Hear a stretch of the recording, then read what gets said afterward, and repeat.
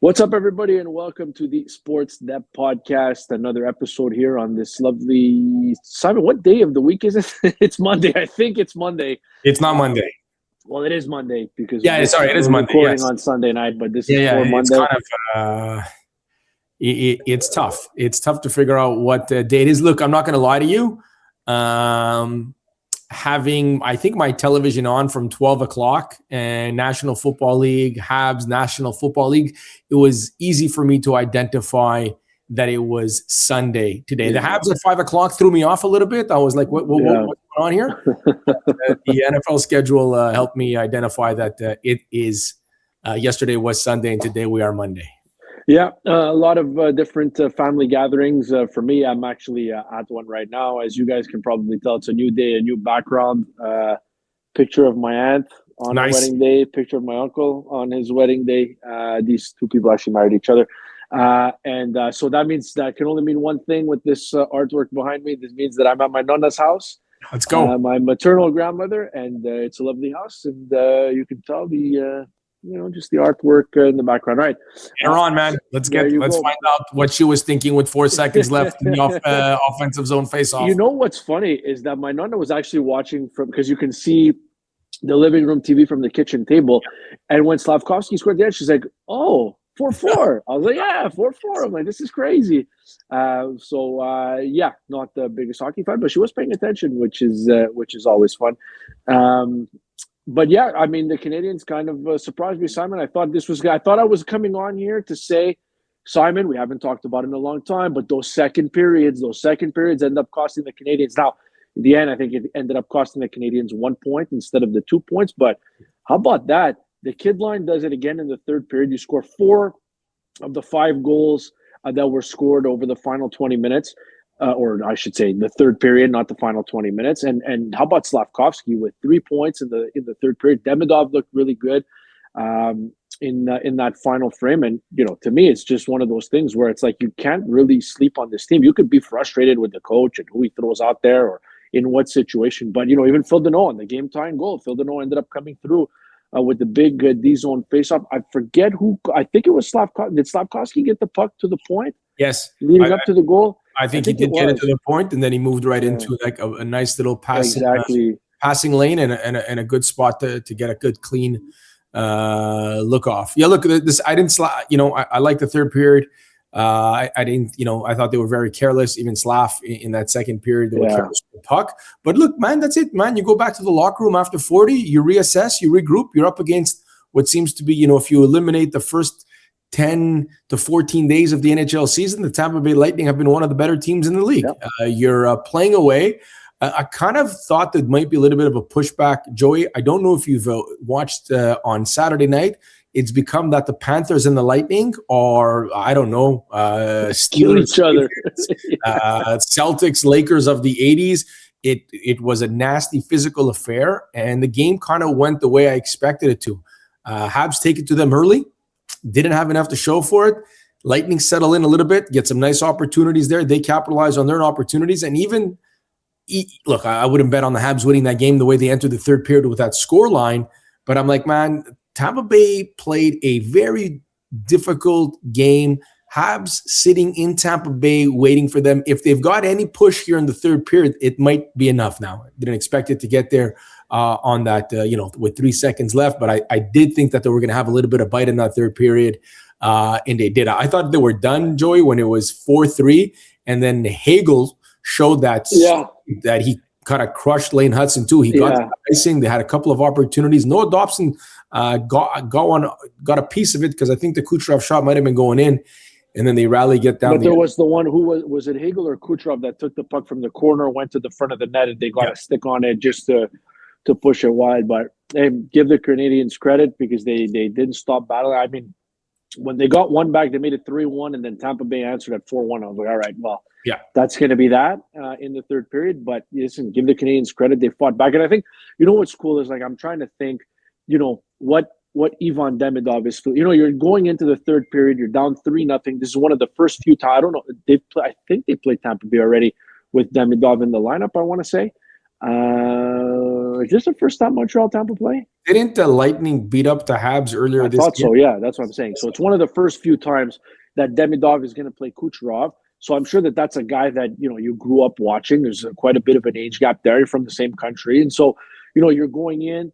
The veteran has 2 goals in the second period, takes your team to school. But you come back and you're the one who's leading the charge. Your line is the one leading the charge. At that age, to be playing in front of, a player like that, to see him elevate his game to that point in the third period, and to get the Canadiens right there. Again, it's a beautiful pass to Slavkovsky to set up the game-tying goal as well. I mean, it was, to me, that's one thing I was thinking of. I was thinking of Ivan Demidov going up against Nikita Kucherov, and I'm like, all right, well, it seems like the veteran's going to get the better of the youngster, and then give the second line credit. They found a way to get it done, and they really dragged the Canadiens back into the fight. They really did. I was when that scoreline was 4-1, and I said, okay, let's just figure out, if the Bills are going to win this football game, so the Bears can get the 2 seed. That's where my mind went. But I was like, look, at that point at 4-1, I'm like, hey man, this Lightning team just. They can, with the Panthers, they get a win with the physicality and a nastiness, and they flip the script 24 hours later, or even less than 24 hours later, against a very skilled Habs team that wants to play with pace. And at that point, I'm like, man, how good are these guys? Like, you can't play one brand of hockey on one night and win, and then you fast forward and play a completely different brand of hockey and win again. So, got to give the Lightning credit for their performance. They just run out of gas. But look, I think now, Joe, is the first time I shouldn't say the first time, but you can say with the first time with absolute certainty. The Canadiens were a one-line team last year. They were a one-line team for the good part of this year. That is no longer the case. Slav changed the game. Simon, Slav, the way Slavkovsky turned it on, like the Demidov Kapanen thing was working, but you add a guy like Slavkovsky now, who's playing like he did. To me, it changed the game. It changed the game for the line, because Demidov's been pretty consistent for most of the year. Kapanen as well. Kapanen as well, but you kind of know what you're going to get with Kapanen. But you add another guy who can create offense in a bit of a different way, who now, I mean, he's beating goalies with one-timers, and he's throwing his weight around, and he's winning puck battles, and but what have we been saying here, Simon, for the better part of 2-3 years? It's like, you got to do it every night. And now I feel it's like it has been every night for the better part of a month. And you had a holiday break in between, and he comes back and still does the same thing, even though it was a bit tough the first 40 minutes. The guy, I don't want to say took over, but that line was a big reason why the Canadiens came back in, and he's the one who scores the goal with 4 seconds left. But you're 100% right. I think it's a fair point.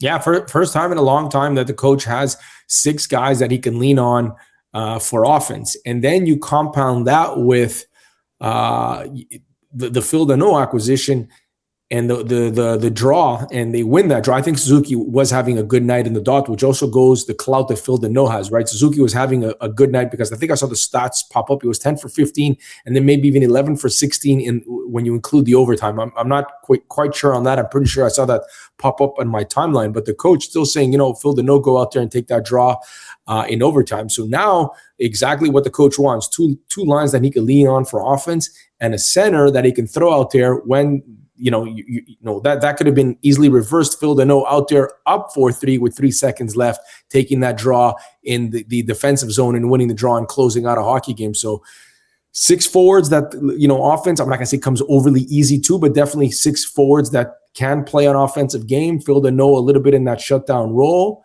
And it's now, it's a real top 6.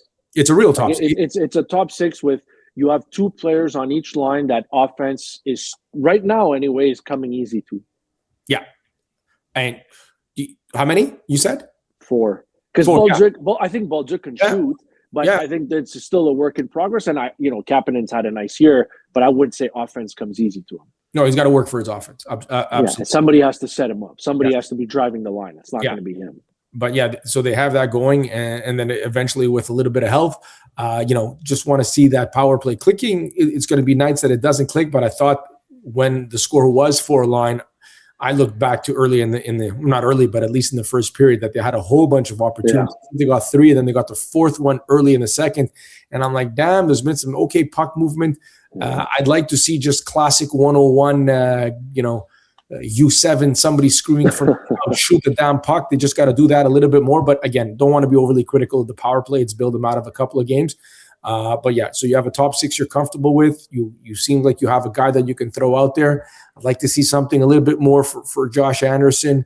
Had a little bit of some physicality out there, so just trying to wrap him up. Down 4-3, he was right there. I mean, he was right there. The puck ended up going through his legs, but he had an opportunity, just kind of whiffed on the puck. I'm interested to see, Joey, if he gets a look, because there was a couple of shifts out there that Texier played with Suzuki and Cole Caulfield. Look, I was watching the game. I don't know if that was designed or they just got out there because of line shifting, but there was a minute there. And like, Bolduc is nice. The guy's so young that you can go back to him again in a month, and you go back to him in 7-8 months and a year from now to go back to them. But just maybe an opportunity here to see if you can get Josh Anderson going a little bit. Maybe get him a look on that top line if you just want to shake up that top six again, because I don't see anything coming to that, quote unquote second line. But if you continue want to move somebody in and out of that wing spot, maybe Anderson getting a look. If Texier is going to get a look, maybe Anderson should get a look as well. There's a couple things. What's interesting, Simon, is, and we could talk about this maybe later on in the week because now we've got a game to talk about, but everyone and us too. I mean, we've been talking about center. God knows. I mean, we dedicated a week to Sidney Crosby last week on the trade front. But I wonder if, I think the reality of going out there and getting another center, to me, I don't think it's a reality. I think if Kent Hughes can pull it off, more credit to you. I'm not sure how they're going to get it done. Somebody that, is going to dethrone Kapanen right now was playing well. I wonder if maybe they look to get a winger that can play on the top line. I wonder if they'd have a winger. I wonder if they go out there and get somebody, a more veteran offensive presence that maybe can play on the top line. I wonder if that's something that they would do, because everyone's talking about center. I wonder if they go out there and get themselves a top six rental winger, or they make a hockey trade for a winger that, has some offense that they feel could fit with Suzuki and Caulfield. I'd say yes after Kirby Dach comes back and maybe he gets a spell and maybe he gets a look with Suzuki and Caulfield, and then maybe at that point you can say if you don't feel you're getting enough from him or it's not working and you feel there's the Bolduc is not enough and you've tried your Texier out there and everything else, maybe at that point. But I think the front office and the coach has a couple of more opportunities here to put some players up there, specifically Kirby Dach, because Kirby Dach can go back to center now, Joey. Like, he can go. I guess he can with the Jake Evans injury out 4, 5, 6 weeks, whatever it is, or at least 3-4 weeks.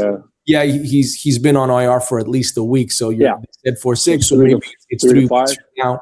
So but did you want to go with Owen Beck? Are you content with Veleno at center? I think I am, just because I think you can get more from Kirby Dach if you slide him somewhere in an offensive role on that first line. So maybe he gets a look before they go shopping for that winger. Sure, and I'm okay with that. I'm not saying they're going to make this deal now. I just wonder at the deadline, if you can go out there. I mean, Jeff Gordon knows him well, but if Panarin's going to move, I mean, could the Canadiens at the right price be in on that if they feel like they could, he can. I know he hasn't been great in the playoffs all the time, but if you feel like that's the difference between going 2 rounds and going 3 rounds, and then at that point, you never know. I mean, I wonder if that's something that the Canadiens would consider. You talked about Deno, you talked about Evans, 3 to 5 weeks. I mean, again, I know he couldn't have known, but credit to Kent Hughes and Jeff Gordon. I mean, they make that move, and then the following game after the trade, Deno hadn't even played yet. It was that first Pittsburgh game, I think, on the Saturday night, right? Is that when Jake Evans ends up getting hurt? And you're like, oh, wow. And so now you're kind of kiff, you're even. But then again, when everybody's healthy, and again, it's Class C problem when everybody's healthy because this team has not been healthy. But, you have Suzuki, you have Kapanen, you have Deno, you have Evans. You can roll 1, 2, 3, 4. But like you said, you've got a Kirby Dach, you've got a Joe Veleno there. It'll be interesting to see. But again, it just, you were proactive, the Canadiens were. You want to get there. You want to get, ahead of it. Phil Deno wanted out before the holiday freeze, wanted to make it happen. And the timing just worked impeccably because, you talked about it. All those important faceoffs, the penalty killing minutes, Jake Evans out. I mean, if they lose Jake Evans and you don't make the trade for Phil Deno, Simon, there's a young person is going to be playing a lot of key situational minutes. And, maybe Nick Suzuki's out there. I mean, he was out there, but maybe it's Nick Suzuki that takes the faceoff with a few seconds left. and maybe he wins it, but maybe it's not Nick Suzuki, and maybe it's not Phil Deno, and you don't get the point, but I just think that the timing of the trade, obviously without them clearly having done it on purpose because they couldn't have known, the timing of that trade worked out pretty well with the Jake Evans news that came out. Yeah, and again, the price that you paid to have some comfort, some professional depth at that center ice position was absolutely massive. They couldn't have planned that any better, even if they tried. Yeah, and finally, before we go, I got to ask you about, I know it happened early on in the game, but the Arber Xhekaj, Scott Sabourin, that fight. It's never a good sign, Simon, when the opposing player looks at the opposing bench and like kind of makes the wave. Thankfully, Sabourin was able to get up, but I think Arber Xhekaj knew he connected with something good, and then you could see, I don't think you could see it from the live angle, but if you watch the reverse angle on RDS anyway, if you watch the reverse angle, you could tell that like Sabourin struggled getting back up there. He had slipped getting back up. And so maybe, it looked like, he didn't see it in real time, but I was like, oh, okay. I kind of understand why Xhekaj was calling over to the Tampa Bay bench there, but thankfully everybody was okay. But what did you make of that? I thought Sabourin, just watching it live, I thought it was handling his own, and I thought he was landing those left hooks. Well, I don't know if they're hooks or whatever. Left punches, and then he got caught. Which is, back in the day when we used to cover a little bit of boxing when I was on TSN here or there. Shout out to Matt Casavant, also proud member of Bears Nation. That's all it takes. That's all it takes, Joe. When middleweight heavyweights, specifically the heavyweight, man, you drop your hands for a second, somebody catches you on the chin, and it is good night. Now, when I watched the same replay you watched in RDS, you saw that Xhekaj had his chin tucked in, man. He was protecting himself, and those blows that I thought live were landing and hurting wasn't really happening. But look, just don't mess with the guy. I don't think he's the baddest man on the planet.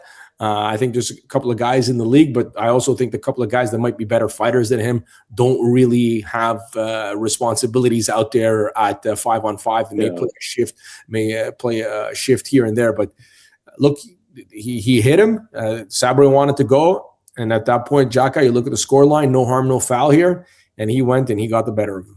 Yeah, and it's nice to see Arber Xhekaj, in fighting at least in confidence again, because after that. The fight with Delorier, I mean, that seemed to really rattle his That's game. One of the guys that I was that's the heavy. But that guy, and he's a great guy. I covered him when he was on this team. But that's a guy who plays 5, 6, 7 minutes and is really out there to protect and to fight. You know what I mean? Arber Xhekaj, like you said, does a lot more than that. So, credit to Xhekaj. I mean, I know it couldn't have been fun there. One of the things that you do really well, and you kind of lost your confidence, you lost your way there after losing a fight or two. But it's nice to see that he's kind of regrouped and found his way. But the thing that I'm going to take away from this, Simon, and the point that you brought up, and I thought the same way. It's not a big revelation, but to me, it's all about that getting that top 6 scoring. It's not a one-line team anymore, and you can say what you want about the Canadiens, but this was right around the time they made the trade for Carrier last year, and they were not in a good spot at that point. And now it's the end. We're pushing the end of December, we're getting to January, and this is a team that's, legitimately, I think, a top 3 team in the Atlantic. Could it get away from them? Yeah. But I think there's no doubt in my mind that this is a team that's better this year than they were a year ago. So there's progress. It's so ridiculously tight, Joe. You can't have a bad week, Joe. If the Habs lose that game, and I don't even know who the Sabres are playing next. But if the Habs would lose against the Lightning and the Sabres win their next game, I think they've won 8 in a row, so bet on them to win their 9th. They would have been 1 point behind the Habs, who the Habs would be an absolutely great story. And for the, if you break this season up thus far, for 75% of this season, it was how terrible the Sabres are and how they're the worst run organization in North American pro sports. And now they're like, well, they reshaped their front office in the middle of the season. And Dahlin hasn't even been there. He was in Europe with his fiance. So that's how tight it is, man. The Sabres, who everybody would have bet heavily 3 weeks ago or 2 weeks ago that they'd finish last and get a top 3 pick, are sitting, I think, 1 point out of a playoff spot and maybe 2 or 3 points from the bottom spot in the Atlantic Division, the 3rd spot in the Atlantic Division. It's that crazy, man. You just can't have 2 bad weeks. Yeah. Simon, behave yourself, and let's talk again tomorrow, okay? Yes, sir. All right. This has been the Sports Dép Podcast. A reminder for all content from my grandmother's. Actually, this is not my grandmother's basement. Technically, this is the upstairs portion of the home. For if you want to watch me do podcasts from my grandmother's house, you can do so by subscribing on YouTube and watching the new episode that comes out every day. If you don't want to see where I'm recording from, then you can just listen on Apple Podcast and on Spotify as well. Tsalikis, be good, and we'll see you tomorrow, okay? Yes, sir. All right, this is it for the Sports Dép Podcast.